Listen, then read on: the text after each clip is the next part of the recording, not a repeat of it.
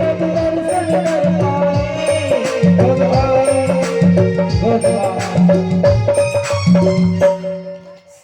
सो मथुरा नगरी में बड़ा सुंदर आयोजन चल रहा है। यज्ञ की रचना की हुई है महाराज कंस ने। जहाँ ठहरने की व्यवस्था की थी अक्रूर काका कृष्ण बलराम को वहीं लेकर के जाते हैं। और बड़ा सुंदर महल था, वहीं कृष्ण बलराम को ठहरने की व्यवस्था की हुई। आगे को बढ़ते जब स्थान पहुंचे, ठहरने की व्यवस्था हुई। ठहरने के उपरांत में भगवान ने कहा, क्या कहा भगवान कृष्ण गाँव भैया से कहने लगे, भैया देखो मामा का गांव है और यहाँ हम एक कक्ष में बैठने के लिए नहीं आए। फिर बोले चलो चल करके मामा की नगरी घूमते। तो कृष्ण बलराम दोनों भाई निकल गए मथुरा नगरी के भ्रमण करने के लिए, बाजार घूमने के लिए। लेकिन सामने से धोबी दादा चले आ रहे थे, इतना पुटका सिर में रखे चले आ रहे। बलदाऊ कहने लगे, यार कान्हा कपड़ा वाला आ रहा है। अब बोले धोबी दादा से अगर कपड़ा मिल जाते तो बड़ा अच्छा होगा। देखो काले कुचले मेले कपड़े पहने, अब मामा के यहाँ भी तो जाना है, नवीन वस्त्र मिल जाते हैं। तो कहीं आ जाते हैं, सामने खड़े हो जाते हैं धोबी दादा के दादा। बोले बाबा हमें वस्त्र दे दो। अरे परंतु धोबी दादा ने क्या बोला मालूम है? तुम्हें मालूम है ये वस्त्र कितने कीमती है? कन्हैया ने कहा कितने भी कीमती रहे इससे मतलब नहीं है। अरे हमें तो वस्त्र से मतलब। अरे लाला ये कोई साधारण वस्त्र नहीं है, स्वयं महाराज कंस के वस्त्र हैं। कन्हैया ने कहा महाराज कंस के वस्त्र हैं तो शायद तुम्हें मालूम नहीं है कि कंस हमारा मामा है और कंस के हम भांजे हैं। और बोले मामा के धन में भांजे का पूरा अधिकार होता है, इसलिए वस्त्र हमें दे दो। और जब बार बार मांगने में भी जब धोबी दादा ने वस्त्रों को नहीं दिया तो भगवान ने कहा तेरा उद्धार करना पड़ेगा। तो फिर घटना क्या घटी कि भगवान कृष्ण ने पैर पकड़ करके एक पछाड़ा दिए धोबी दादा को। एक पछाड़ा में ही प्राण पखेरु निकल गए। पोटली खोल करके देखे वस्त्रों को देखा तो वस्त्र तो एकदम हाई फाई है, एकदम बड़े वस्त्र थे। कृष्ण बलराम ने जब वस्त्रों को पहने तो काक भगोड़ा की नहीं दिखने लगे। कैसे दिखने लगे? काक भगोड़ा झकोना की नहीं दिखने लगे। जो खेतों में नहीं हम झकोना बांध देते उसको काक भगोड़ा कहते हैं। अरे बोले अब क्या करें? तो सामने मथुरा टेलर एक दर्जी की दुकान थी, तो वहां जाते हैं वस्त्रों को सिलवाने के लिए। लेकिन दर्जी दादा ने देख लिया था पछाड़ा कि धोबी दादा को एक ही पछाड़ा में प्राण पखेरु निकाल दिए। अब हमारी दुकान में आए, कहीं ऐसा ना हो कि हमारा ही अंतिम समय आ गया। तो यहाँ पर वस्त्रों को ठीक कराए। वस्त्रों को ठीक कराने के बाद सिलवाने के उपरांत में भगवान कृष्ण कहते हैं नामदेव जी से, दर्जी से, तुम्हारी दक्षिणा कितनी हुई? लेकिन देख लिए थे ना दर्जी दादा ने पछाड़ा लगाते हुए। इस कारण से दर्जी दादा ने मना कर दिया, नहीं प्रभु, किसी भी प्रकार के मूल्य की जरूरत नहीं है, दक्षिणा की जरूरत नहीं है, बस आप कृपा बनाए रखो, बस हो गया। परमात्मा ने कहा ठीक है, हमारा आशीर्वाद है, कलयुग में दुगनी तिगनी सिलाई का मूल्य तुम्हें मिलेगा, ये हमारा आशीर्वाद। आज सिलाई कितनी महंगी होगी मालूम है? जिसके घर में टेलर है उसके लिए तो ठीक, और जिसके घर में सिलाई करने वाला या वाली नहीं है बड़ी पेट है। कितनी महंगी सिलाई होगी। कपड़ों को पहने एक माली आया, माली से पुष्प माला मांगी, पुष्प माला को धारण किए भगवान ने। आगे को बढ़ते गाँव भैया कहने लगे, बोले हम वृंदावनवासी हैं और वृंदावनवासी के मस्तक में जब तक थापक थैया ना हो, चंदन ना हो, तब तक मजा ना आएगा। अरे कन्हैया कहने लगे दाऊ तो फिर देखते करते व्यवस्था। एक स्त्री थी जिसका नाम कुब्जा था, टेढ़ी मेढ़ी, कई जगहों से एड़ी टेढ़ी बिचारी चली आ रही थी, खुद को छुपते छुपा, परंतु इतनी प्यारी गंध निकल रही थी, क्योंकि मल्याद्रि चंदन घिस करके लेकर के जा रही थी महाराज कंस के पास में, और उस चंदन की गंध भगवान कृष्ण की नासिका तक पहुंच गई। कन्हैया दौड़ करके जाते हैं और मैया कुब्जा के सामने खड़े हो जाते हैं। कुब्जा ने सिर उठा करके देखा, कौन है लाला, क्यों परेशान करता, जाने दे मुझे, क्यों परेशान करता है, जाने दे मुझे।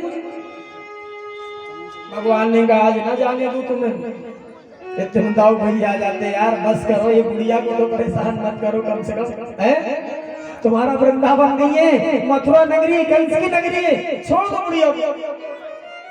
कन्हैया कहते हैं, दाऊ देखते जाओ, ये बुढ़िया का चमत्कार देखो, तुम्हें चमत्कार दिखाता हूँ। आज परमपिता परमेश्वर की माया देखे कि भगवान कहते हैं कुब्जा से कहने लगे, बोले हे सुंदरी, तू खुद को छुपते छुपाती कहाँ जा रही है?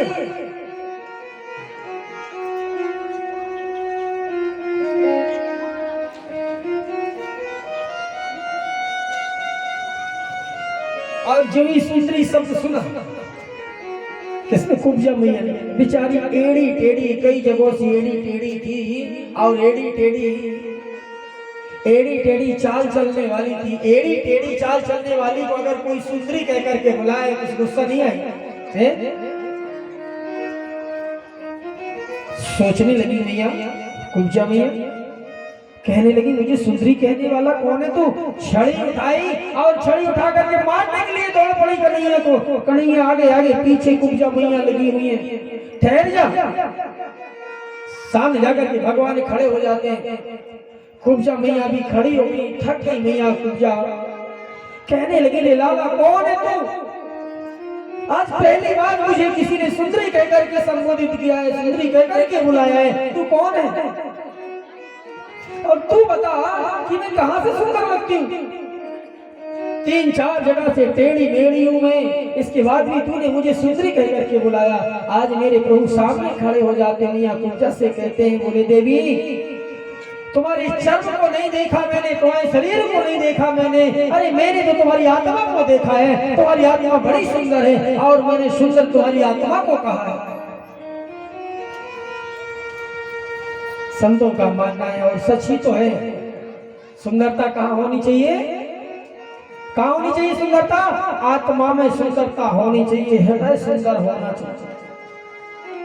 अगर फाउंडेशन लगा करके सुंदर बनते हैं ना, अगर मेकअप करके अगर सुंदर बनते हैं ना, पसीना आया तो मेकअप छूट गया है, और जो ही मेकअप निकला तो वास्तविक रूप में आ गए, फिर क्या सुंदरता बची? बची कोई सुंदरता नहीं बची। इस देह को सुंदर करने से कोई मतलब नहीं है। अगर सुंदर करना ही है तो हमें अपनी आत्मा को सुंदर बनाना है, जिसमें परमात्मा आकर के विराजित हो, परमात्मा को अच्छी लगे। अगर हमने देह को सुंदर बना लिया और अंदर कचरा भरा हुआ है, तो कहती ना हमारी माताएं, बहू तो बड़ी सुंदर है, लेकिन कहा बताए पेट में इतने लंबे लंबे दांत है, कैसी गोलत है, कहा बताए, लेकिन देखे दिखावे में बड़ी सुंदर है। सच्ची बात है कि नहीं है? सुंदरता कुछ नहीं होती है, सुंदर होने चाहिए गुण, और जिसके गुण सुंदर है तो समझो वो वास्तव में सुंदर है, और जिसके पास में गुण नहीं है, रूप है, रूप अगर सुंदर है और गुण नहीं है तो वो सुंदर है, सुंदर नहीं कहलाएगा। आज भगवान ने यही बात कही, कहने लगे परमात्मा, बोले देवी, तुम्हारे गुण को देखा है मैंने, तुम्हारी आत्मा को देखा है मैंने। आज मियां कुब्जा कहती है, जरूर तुम ही तारणहार हो। परमात्मा ने नजदीक बुलाया, कुब्जा तुम मेरे पास में आओ, कुब्जा तुम मेरे पास में आओ। कुब्जा पास में पहुंचती, भगवान ने कहा थोड़ा और नजदीक आओ, थोड़ा और नजदीक पहुंचती कुब्जा, थोड़ा और नजदीक आओ। गाओ भैया धक्का मारते, क्या कर रहे हो हैं? अब कितने पास बुलाओगे? कन्हैया मुस्कुराते, गाओ भैया की इशारा करते हैं, साथ रहो, खड़े रहो, बड़े भैया आओ, बड़े भैया जैसे खड़े रहो। तब फिर भगवान ने मुख का स्पर्श किया कुब्जा का। 3-4 जगह से टेढ़ी मेढ़ी मियां कुब्जा थी। जो ही परमात्मा ने स्पर्श किया, स्पर्श करते ही मैया कुब्जा एकदम सीधी हो जाती है और सीधी होते ही इतनी सुंदर रूप को धारण कर लिया मैया ने, इतना सुंदर रूप बना लिया मैया कुब्जा ने कि मैया कुब्जा की नाई मथुरा नगरी में कोई और स्त्री नहीं दिखाई दे रही है। बोले वाले कृष्ण भगवान की। सुंदर देह बनाए दई प्रभु, सुंदर देह बनाए दई है, सुंदर देह बनाए दई प्रभु, सुंदर देह बनाए दई है।